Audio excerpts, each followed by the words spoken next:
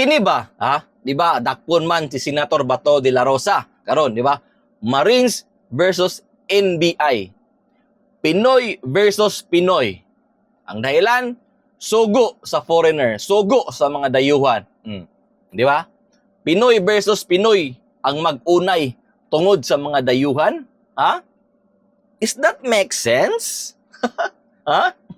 Kung naamang gali warrant gikan sa mga foreigner, gikan sa ICC, ha? Nga i-serve sa atong kapwa Pinoy, unta, kinilang unta, ha? Respeto, ha? Kalau mag respeto, ha? Kana ba?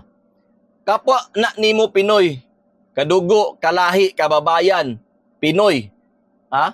Magrespetuhay lang unta ta, ba? Muagi lang unta tag saktong proseso ba, di ba? Saktong proseso o saktong balaod sa Pilipinas, di ba? Ana lang unta, di ba? Dili kay pugson gyud i-serve ang warrant, di ba? Dakpon si De La Rosa at all cost, ha? Bahalag na ay mamatay. Sakto ba na?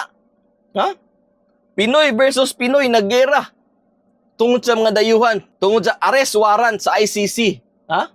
Grabe. Wa na gini nga mao ni ambot lang kini karon, wa na gini na mao. Ambot na lang.